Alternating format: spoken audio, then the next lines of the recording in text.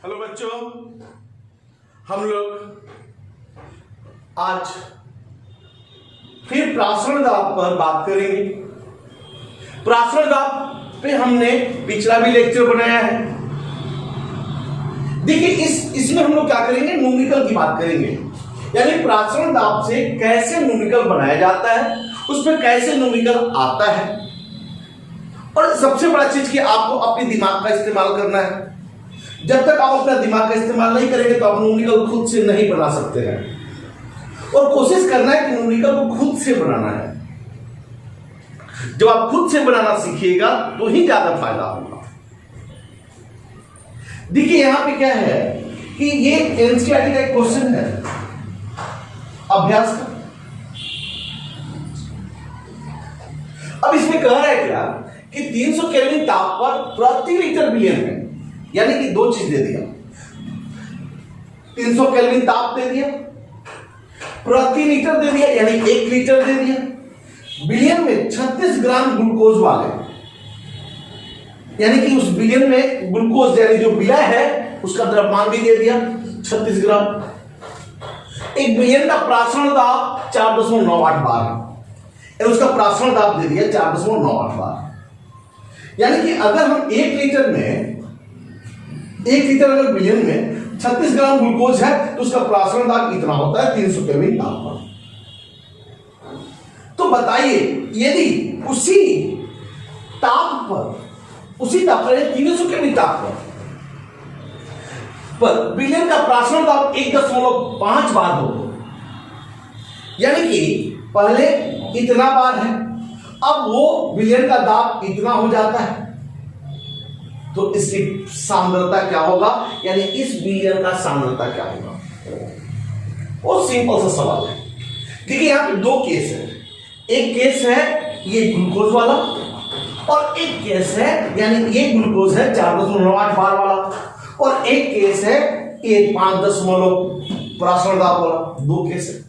अब दोनों केस में हमको करना है कि एक का सांद्रण एक तरह से दिया हुआ है, दूसरे का सांद्रण निकालना है। तो यहां पे भी ग्राम में दिया तो उसको सांद्रण में बदल देंगे। सांद्रण कहने का मतलब मोलारता बदल देंगे, और क्या मोलारता। तो यानी कि हम लोग यहां पे एक काम करते हैं कि सबसे पहले कि ग्लूकोज विलयन के लिए उसका सांद्रण निकाल देते हैं, यानी कि पद 1 कर देते हैं।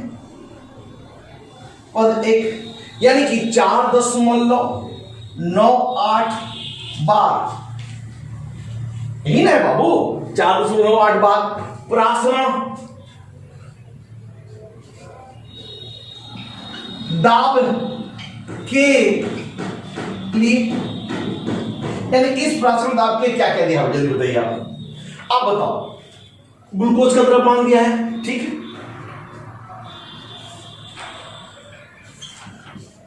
ग्लूकोज का द्रव्यमान दिया हुआ है, ठीक है भैया, कितना है, W बराबर 36 ग्राम। टेंशन करने की जरूरत ही नहीं है, बनता है यहाँ पे, बनता ही नहीं है। फिर इसके बाद ग्लूकोज का द्रव्यमान दिया हुआ है, ठीक है। अच्छा, ग्लूकोज का सूत्र आप तो जानते हो, कई बार बात किए हैं। ग्लूकोज का सूत्र C6H12O6 का अणु द्रव्यमान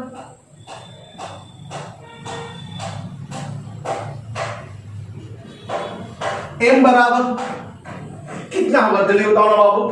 M बराबर कितना, तो इसका जब जोड़िएगा तो 180 ग्राम पर मोल। अच्छा, ठीक है। आप फिर बताइए, अच्छे बताइए, अब आप ये इसकी बात करें कि इसका आयतन कितना दिया हुआ है, 1 लीटर प्रति लीटर विलयन में आयतन 1 लीटर, यानी आयतन बराबर दिया हुआ है कितना, 1 लीटर। आयतन कितना लीटर दिया हुआ है बाबू, 1 लीटर। तो बताइए ग्लूकोज का द्रव्यमान जान गए, ग्लूकोज का अणु द्रव्यमान जान गए और आयतन जान गए, तो सांद्रण नहीं निकलेगा। पहले तो सांद्रण निकालना सीखे ना भैया। तो पहले हम क्या करेंगे, इसका सांद्रण निकाल लेंगे, यानी ये 36 ग्राम जो दिया हुआ है हमको बुड़बक बनाने के लिए पहले उसको सांद्रण निकाल लें। तो सांद्रण बराबर क्या होगा, सांद्रण इसको भी मान लें। सांद्रण C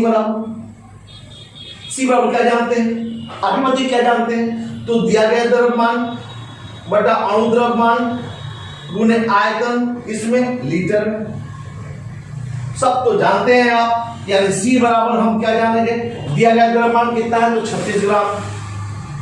वेरी गुड। बाटा, अच्छा उसका अणु द्रव्यमान कितना, जल्दी जल्दी 180 ग्राम पर मोल, तो मोल ऊपर चला जाएगा। अच्छा अच्छा अच्छा अच्छा अच्छा। अब फिर बात कीजिए 1 लीटर मिलियन है तो 1 लीटर, ये दोनों से नाटा में गया। 18 नहीं है 180, 18 दूनी 36, यानी कि हमारा C बराबर निकल गया, C बराबर 0.2 मोल प्रति लीटर। पहले आप इसे नोट कर लें। हमने कुछ नहीं किया भैया, अभी तक कुछ नहीं किया। हमने ये जो सांद्रण जो दिया हुआ था 36 ग्राम जो दिया हुआ था, इस 36 ग्राम को हमने किस में बदल दिया, सांद्रण में। बस सांद्रण यानी मोलरता में बदल दिया। तो मोलरता में बदलने के लिए क्या करते हैं, दिया गया द्रव्यमान, उसका अणु द्रव्यमान और उसका आयतन से भागा दे दिए। जब भी सांद्रण निकालना हो तो द्रव्यमान और अणु द्रव्यमान से भागा दे देंगे। तो पहले आप इसे निकालो, नोट करो। अब देखिए, नोट कीजिए। जब आप इसे नोट कर लिए तो अब है बचा क्या चीज, यानी कि हमको अब इसकी जरूरत नहीं है। अब हमने इसका, चूंकि हमने इसको किस में बदल दिया, सांद्रण में। अब हम यहां पे स्पष्ट रूप से लिख देते हैं सांद्रण C बराबर 0.2 मोल प्रति लीटर। हमने मोल प्रति लीटर लिख दिया, सांद्रण C लिख दिया। अच्छा बताइए ताप कितना दिया भैया, ताप T बराबर आप ही बताइए ना, कितना केल्विन, 300 केल्विन। कोई जरूरत नहीं बनता है 300 केल्विन ताप। अच्छा फिर से बताइए परासरण ताप T बराबर,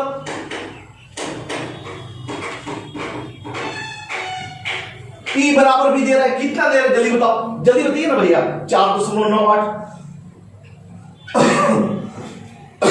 4.98 बार।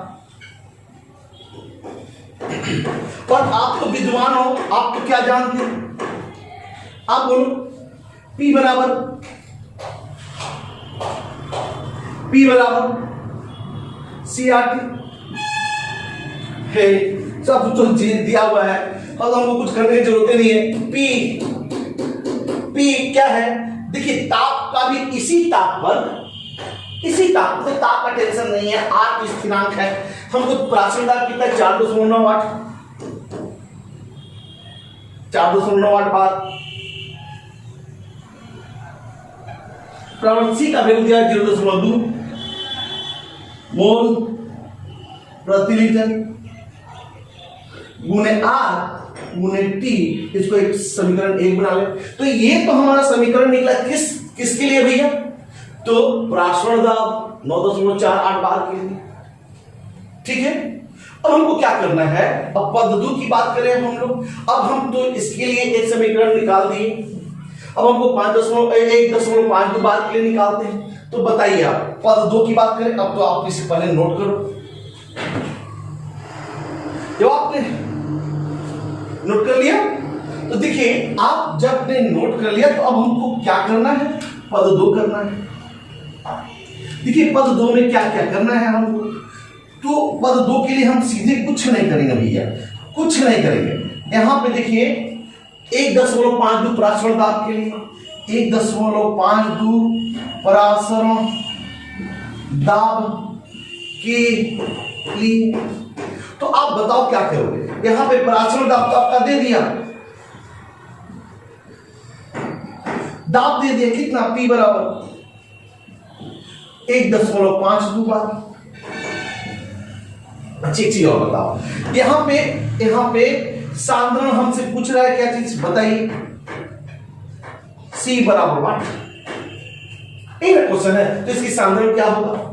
तो अब बताइए ताप तो हमको दिया हुआ है, ताप T बराबर, ताप कितना दिया है बाबू, तो 300 केल्विन का है, सर ताप दिया हुआ है। हाँ बाबू, कितना दिया हुआ है? तो इसी ताप पर, यानी 300 केल्विन ताप पर। तो आप बताइए, हमने इसको ऐसे कर देते, ऐसे। तो आप बताओ P बराबर CRT। अब देखो P कितना दिया बाबू? 1.5 बार बराबर C R और T। इसको समीकरण 2 बना दो। देखिए हमारे पास दो समीकरण हो गया, पहला केस के लिए एक समीकरण और दूसरा केस के लिए एक समीकरण। अब बताइए, हम R और T दोनों सेम है, 1.5 बार जानते हैं, C निकल जाएगा कि नहीं निकल जाएगा? तो इसके लिए कुछ नहीं करें भैया, पहले आप इसे नोट कर लो।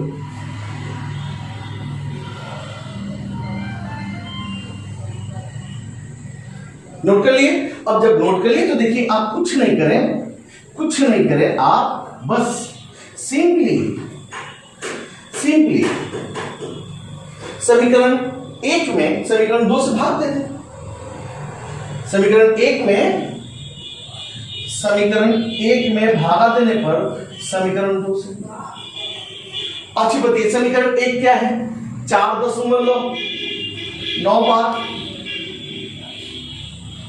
बराबर 0.2 मोल प्रति लीटर गुने R गुने T बट्टा क्या हो जाएगा? 1.52 बार बट्टा में क्या हो जाएगा? C गुने R गुने T। कितना आसान क्वेश्चन तो था। अब बताइए, ये R से R गया सन्नाटा में, क्योंकि R तो स्थिरांक है, T भी समान है तो इसलिए भी सन्नाटा में गया। अब बताइए, बार से बार गया। अब बताइए अब इधर आप तो नोट कर सकते हो, पहले नोट कर लिए होंगे ना, तो नोट जब कर लिए तो अब बताइए, अब जब हम इधर नोट कर ये लिए हैं तो अब बताओ क्या होगा? ये C को हम इस पार ले जाए, C को उस पार ले जाए और इसको इस पार ले जाए, बस। तो C बराबर हमारा क्या हो जाएगा? 0.2 मोल प्रति लीटर गुने 1.52 अब बट्टा में 4.9। आप इसे नोट करो।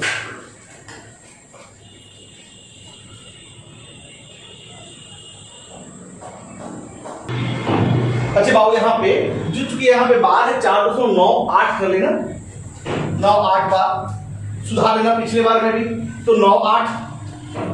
अब ये क्या होगा? सुधार लेना समीकरण में भी अगर 8 छूट गया होगा तो, चूंकि यहाँ पे 4.98 बार है, जब इसे सॉल्व करोगे तो C बराबर आएगा 0.0610 मोल पर लीटर। आप पहले से नोट करो।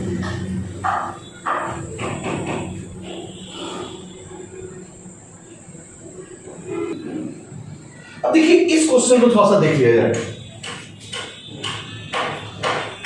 देखिए क्या कहता है कि 25 डिग्री C पर यानी ताप दे रहा है, इतना मोलर सुक्रोज विलयन का प्रासंगिक दाब क्या होगा? आपको तो क्या जानते हैं, बस सिंपल सा चीज है।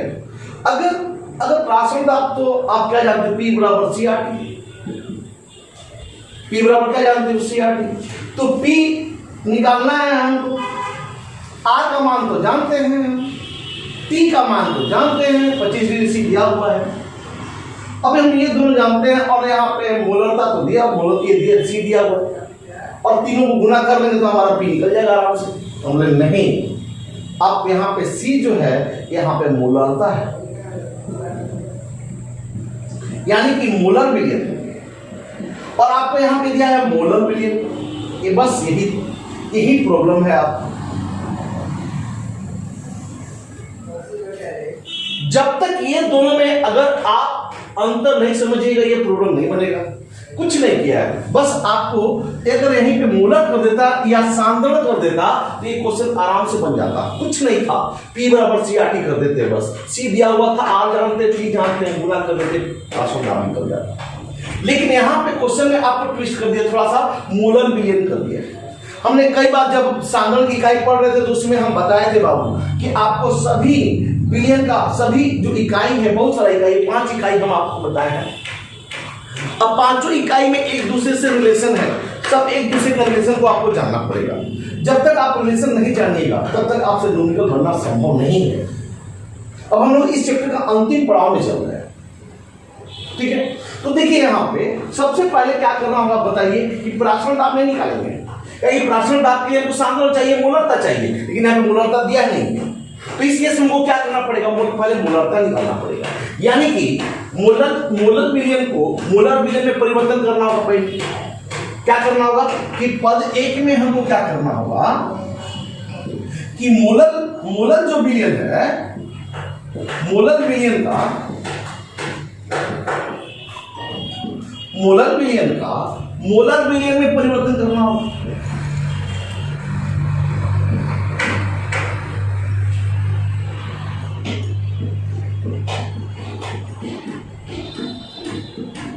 अब ये मोलर बिलियन में अगर हम परिवर्तन कर लेते हैं, मोलर बिलियन में परिवर्तन, तो ये आराम से बन जाएगा, कुछ करने की जरूरत नहीं। फिर इसके बाद हमारी जरूरत नहीं है, हालांकि अब इस क्वेश्चन को आपको बनाना चाहिए था। अब देखिए कैसे बदलेंगे। सबसे पहले हम ये जानेंगे कि मोलर होता क्या है, मोलर सुक्रोज बिलियन क्या होता है, ये पहले बताइए। तो क्या होता है कि मोलरता किसे करते हैं, यानी प्रति केजी विलायक में उपस्थित विलायक के मोलों की संख्या को मोलरता कहते हैं। यानी कि एक केजी विलायक मतलब 1 मोल है तो मोलरता 1 केजी विलायक में 5 मोल है तो मोलरता 5, 1 केजी विलायक में 10 मोल है तो मोलरता 10, 1 केजी विलायक में 1.25 मोल है तो मोलरता 1.25। बस। तो इसका मतलब सबसे पहले हम ये जाने कि 1.25 मोलर सुक्रोज बिलियन का अर्थ है कि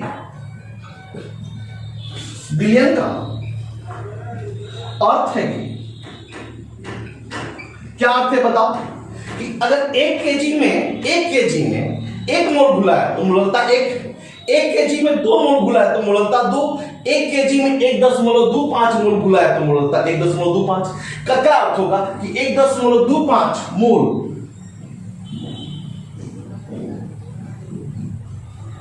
सुक्रोज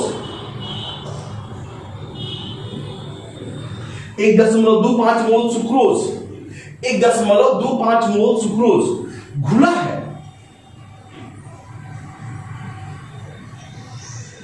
1 केजी का मतलब 1000 ग्राम विलायक।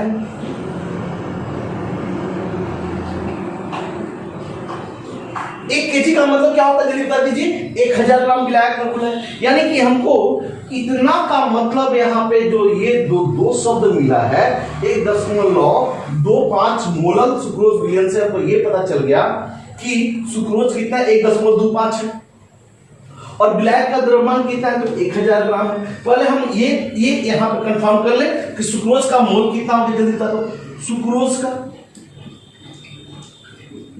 सुक्रोज का मोल कितना हो गया जल्दी बताइए, तो 1.25।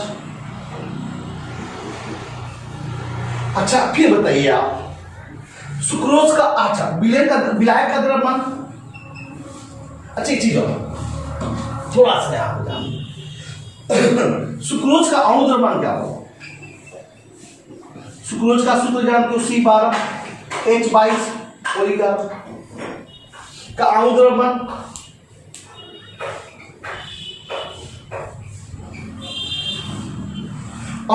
क्या होता है जल्दी बताओ। सुक्रोज का अणु द्रव्यमान क्या होगा जल्दी बताओ ना बाबू। तो अणु द्रव्यमान 342 ग्राम प्रति मोल।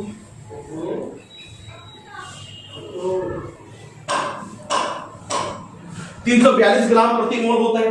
अच्छा आप बताओ यहाँ पे सुक्रोज का मोल जान गए, सुक्रोज का अणु द्रव्यमान जान गए, तो तुम ही बताओ अब बाबू मोल क्या होता है।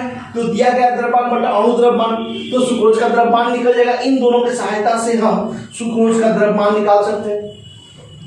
तो सुक्रोज का का द्रव्यमान बराबर कैसे निकलेगा? तो हमको क्या करना है, उसके मोल में उस अणु द्रव्यमान से गुणा कर देंगे सिंपली। मोल कितना जल्दी बता दो, तो 1.25 गुने 342। तो पहले आप इसे नोट करो, पहले इसे नोट करो।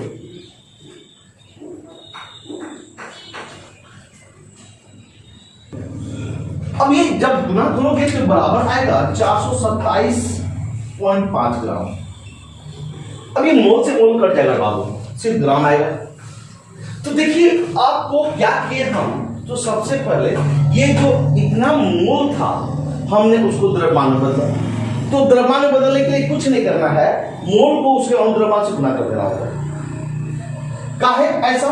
तो क्या होता है, मोल बराबर क्या होता है आप जानते हैं, द्रव्यमान बटा अणु द्रव्यमान। तो बताओ द्रव्यमान बराबर क्या हो जाएगा, मोल गुने अणु द्रव्यमान। बस सिंपल सा तो चीज है। अब बस इतना ज्यादा करने की जरूरत नहीं है। अब देखिए आपने क्या किया अभी तक, देखिए यहां पे इतना मोल का मतलब ये मोल इतना ही होगा, अभी ध्यान रखना है इस चीज। अब देखिए आपने द्रव्यमान बदल दिया। अच्छा ये बताइए कि विलायक कितना है, 1000 ग्राम। तो विलायक का द्रव्यमान, अब तो पहले आप इसे नोट कर लो, आप इसे नोट कर लिए। तो जब आप नोट कर लिए हो तो बताइए आप हमें क्या है कि विलायक का द्रव्यमान कितना है, तो 1000 ग्राम।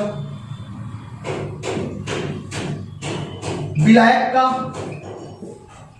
द्रव्यमान बराबर 1000 ग्राम। तो विलायक और विलयन कैसे बनता है ये बताइए, विलयन कैसे बनता है? तो विलायक और विलयन मिलता है तो चीनी और पानी मिलेगा तब ना विलयन का द्रव्यमान होगा बाबू। तो विलायक का द्रव्यमान इतना जान गए, सुक्रोज का द्रव्यमान इतना जान गए, तो बताइए आप विलयन का द्रव्यमान नहीं जानते हैं क्या? तो विलयन का द्रव्यमान आप निकाल सकता है। तो बताइए विलयन का द्रव्यमान कितना हो जाएगा, जल्दी बताओ। विलयन का द्रव्यमान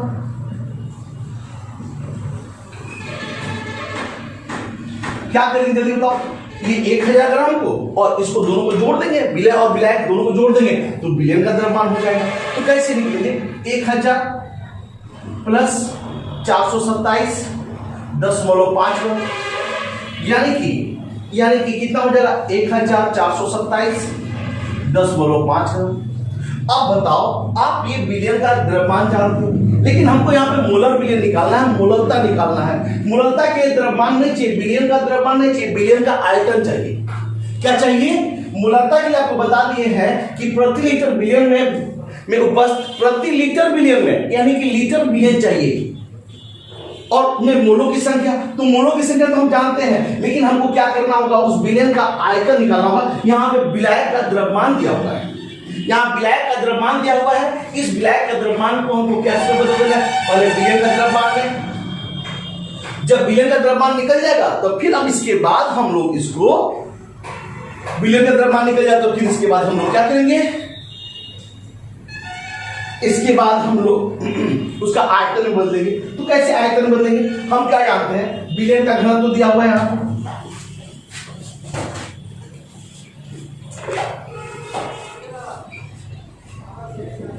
विलयन का घनत्व कितना दिया हुआ है, 1.34 ग्राम प्रति एमएल। अब बताओ आप तो ग्राम प्रति एमएल जान गए, द्रव्यमान जान गए, घनत्व जान गए, तो आयतन नहीं निकलेगा बाबू। आयतन कैसे निकलेगा ये बताइए, आयतन कैसे निकालेंगे, आयतन कैसे निकलेगा जल्दी बताओ। तो आप जानते हो घनत्व बराबर क्या जानते हो, द्रव्यमान बटा आयतन।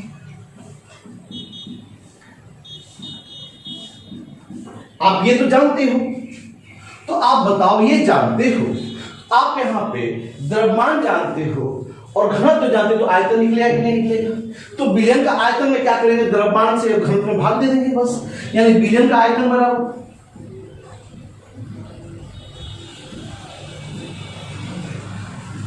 आयतन बराबर, जल्दी बताओ क्या होगा। तो विलयन का द्रव्यमान, तो विलयन का द्रव्यमान कितना है, 1427.5 ग्राम, अब बट्टा 1.34 ग्राम प्रति ml, ml ऊपर चला जाएगा, ग्राम से ग्राम कट जाएगा। तो आप इसे पहले आप इसे नोट करो, इसे आप नोट करो। अभी हम मोलरता विलयन नहीं किए हैं, अभी हमने क्या किया, शुरू में बस उसका द्रव्यमान निकाला, द्रव्यमान से विलयन का द्रव्यमान निकाला, विलयन का द्रव्यमान निकाला, और विलयन का द्रव्यमान निकाल के विलयन का घनत्व के द्वारा विलयन का आयतन निकाला। अभी हमने मोलर विलयन नहीं निकाल पाया है, तो पहले आप इसे नोट कर लो।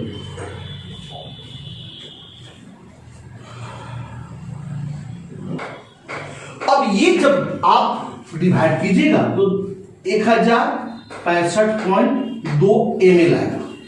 लेकिन हम बार बार बोलते हैं कि प्रति लीटर चाहिए ना, तो प्रति लीटर बोलने के लिए क्या करेंगे, हम इसको 1000 से भाग दे देंगे, तो बराबर क्या आ जाएगा, 1.0652 लीटर। 1000 से भाग दे दिए। पहले आप इसे नोट करो।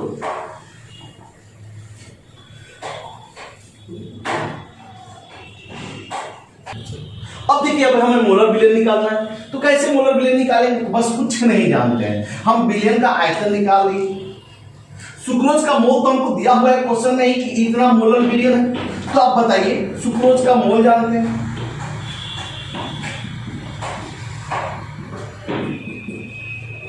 मोल 1.25 मोल। अब विलयन का आयतन जानते हैं,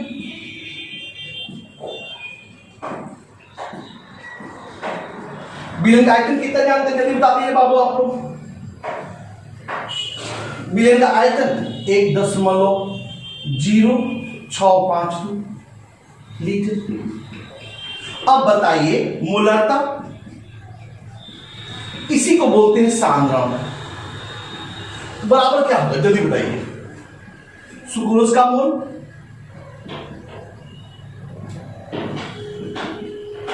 बटा में आयतन, विलयन का आयतन लीटर। अब बताइए आप लोग सुक्रोज का, अब इधर तो नोट कर चुके हो,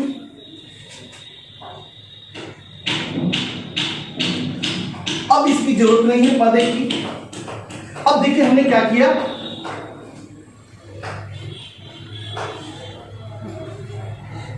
बताइए सुक्रोज का मोल यानी सांद्रण C बराबर, अरे मोलरता और सांद्रण एक ही चीज है। सांद्रण C बराबर क्या जानते हैं हम लोग, सुक्रोज का द्रव्यमान 1.25 मोल अब बटा 1.065 लीटर। नोट कीजिए।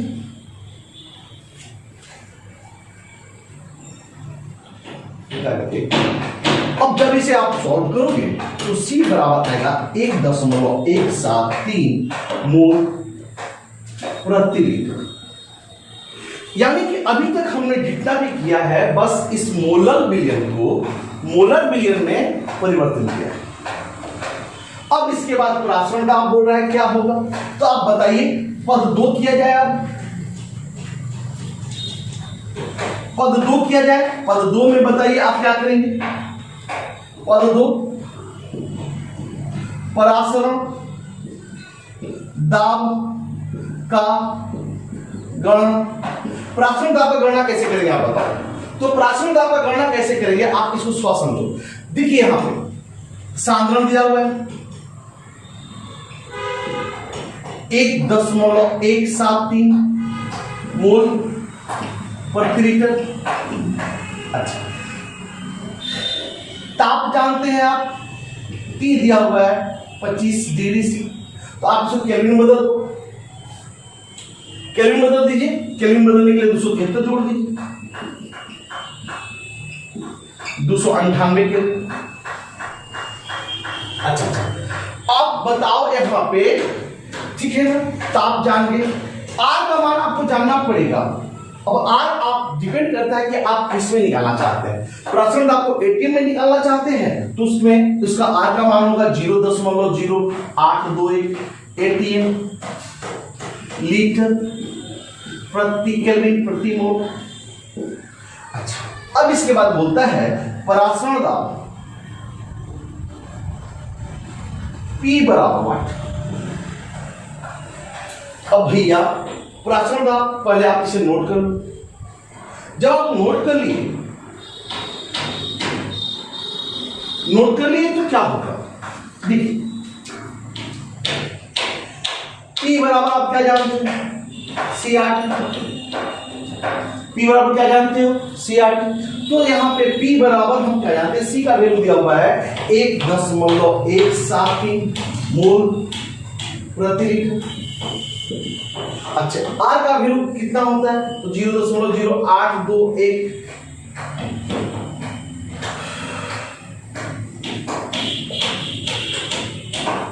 ATM ऐसे करते हैं, इसको हम यहां से लिखना चालू करते हैं। P बराबर C 1.173 मोल प्रति लीटर। R का वैल्यू आप जानते हो, क्या जानते हैं आप, 0.0821 लीटर ATM पर केल्विन पर मोल गुणे T कितना जानते हैं आप, तो 298 केल्विन। अब बताओ, ये केल्विन से ये केल्विन कटा, ये मोल से ये मोल कटा, ये लीटर से ये लीटर कटा, बस केवल ATM बचा। और तीनों को जो आप गुना कीजिएगा, तीनों गुना कीजिएगा, पहले आप इसको गुना कर लो, आप नोट कर लो। जब आप इसे गुना कीजिएगा तो P बराबर आएगा 28.7 ATM। आप इसे आप खुद से गुना कर सकते हो, ये आंसर होगा। खुद से गुना कर सकते हो सकता है कुछ मिस्टेक हो जाए, लेकिन आपको इनको गुना करना है। तो आप हम समझ गए कि बनाने का तरीका सीख गए कि कैसे बनाया जाता है। तो पहले आप इसे नोट करो।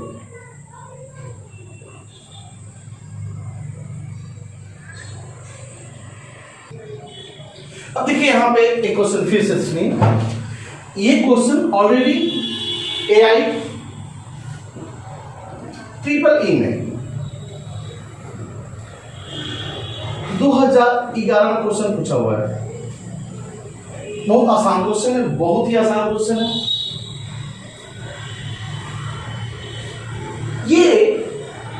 ये क्वेश्चन सुक्रोज का मूलक द्रव्यमान दे रहा है। क्वेश्चन आसान कर दिया मूलक द्रव्यमान देकर के। बोलता है इसका 5% बिलियन, दिमाग में बिठा लें। 5%, प्रतिशत का मतलब हर बार बोले कि प्रति 100, प्रतिशत बिलियन यानी प्रति 100 में 5 ग्राम। 5% बिलियन 300 केल्विन ताप पर अज्ञात विलयन में कौन सा विलयन है पता नहीं। 1% बिलियन का समप्राशरी है। अब यहाँ पे एक टर्म आया समप्राशरी, जो पिछले लेक्चर में कहे सम माने समान, प्राशरी माने प्राशरण दाब। कहने का मतलब इतना का प्राशरण दाब और इसका प्राशरण दाब दोनों का बराबर है। 1% बिलियन का जितना प्राशरण दाब होना चाहिए उतना 5% बिलियन का प्राशरण दाब, यानी दोनों का प्राशरण दाब को हमको क्या कर देना है, बराबर कर देना है। तो अज्ञात विलय का अणु द्रव्यमान की गणना करें, यानी इसका प्राशरण दाब निकालिए, इसका प्राशरण दाब निकालिए, क्योंकि दोनों समप्राश है, दोनों का प्राशरण दाब बराबर कर दीजिए। यानी दोनों का प्राशरण दाब को बराबर कर दे तो हम आसानी से निकल जाएंगे। यानी कि पहले किसका प्राशरण दाब कर दिया जाए, तो सुक्रोज विलयन का प्राशरण दाब, यानी इसको हमको बनाना होगा तो कैसे करेंगे, तो सुक्रोज विलयन का प्राशरण दाब ऐसे किया जाए, पद एक कर लिया जाए, ज्यादा बेटर रहेगा आपको समझने के लिए। आपको समझने के लिए ऐसे कर लीजिए, पद एक में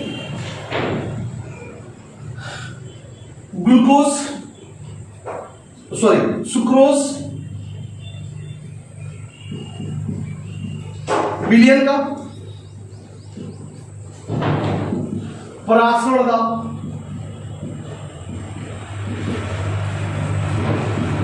अब प्राशरण दाब कैसे निकालेंगे, क्योंकि यहां पे क्या कह रहा है कि 5% बिलियन है। अब बताइए 5% बिलियन का क्या अर्थ है, 5% सुक्रोज बिलियन का अर्थ है। देखिए आपका एक बहुत सुंदर क्वेश्चन आता है कि 5% यूरिया बिलियन का प्राशरण दाब 273 किलो प्राशरण दाब ज्ञात कीजिए। तो सेम चीज तो वही जो है 5%। 5% क्या मतलब है 5% का अर्थ है क्या कि सुक्रोज का द्रव्यमान दे दिया,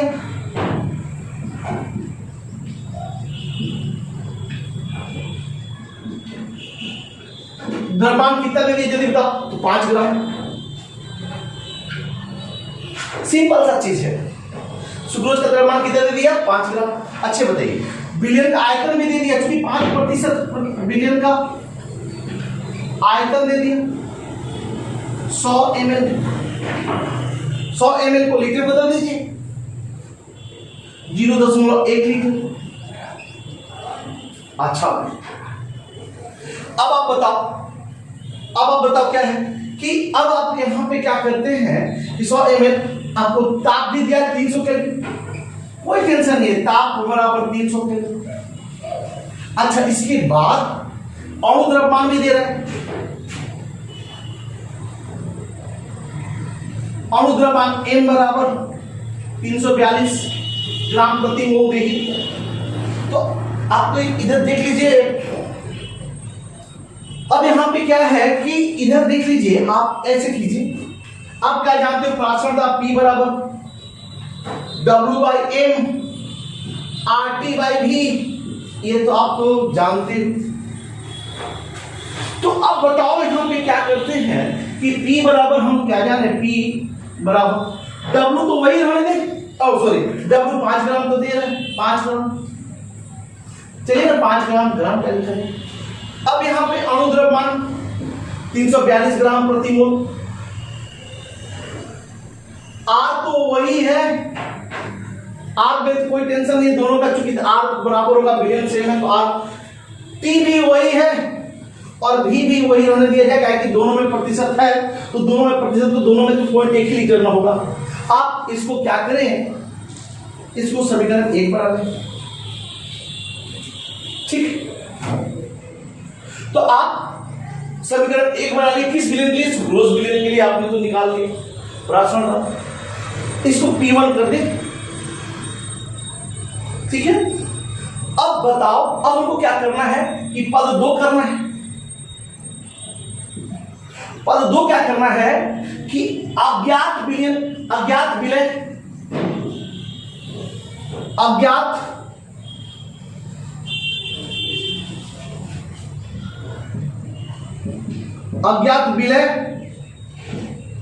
वाले विलयन का परासरण दाब। अब बताइए ये अज्ञात विलय कितना है जल्दी तब, 1%।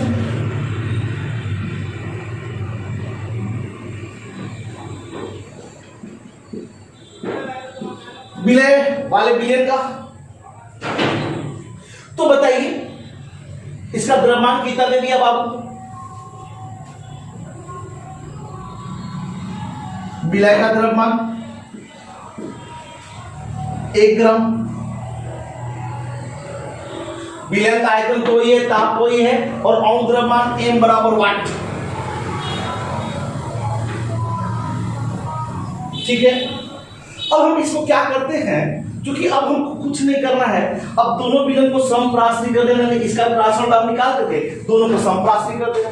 तो हम क्या करते हैं, पहले आप इसे नोट कर लो।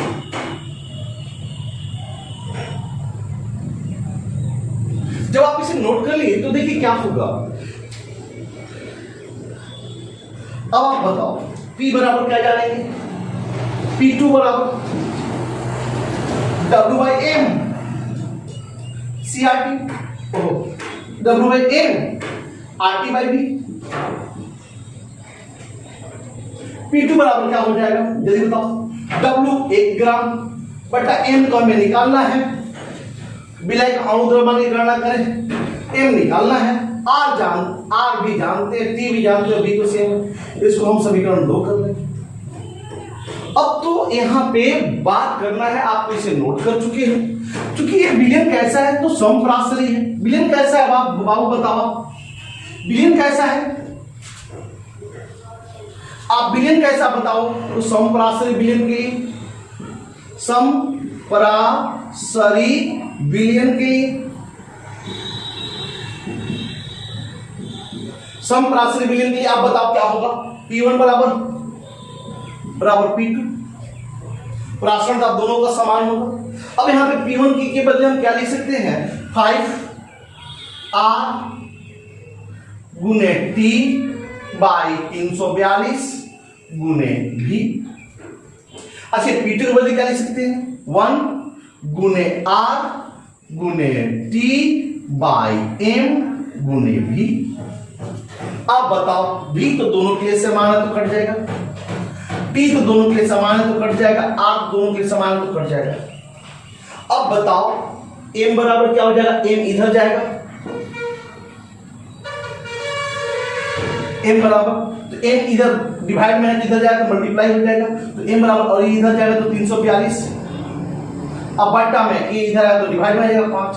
अब 342 को 5 से भागा दे दो तो ये लगभग आएगा 68.4, यानी हमारा आंसर हो जाएगा सी।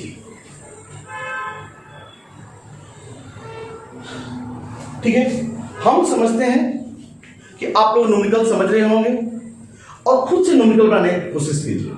जब तक आप खुद से न्यूमेरिकल नहीं बनाइएगा तब से मुश्किल है, और हमें जो क्वेश्चन नहीं बनता है हमें कमेंट्स में शेयर कीजिए, फिर इसके बाद हम आपसे बात करेंगे। नहीं तब अब इसके बाद हमारा एक लास्ट टॉपिक बचा है असमान अनुद्रव्यमान, वो लास्ट होगा और उस पर न्यूमेरिकल हम लोग बना करके नेक्स्ट चैप्टर पढ़ेंगे। तब तक के लिए धन्यवाद।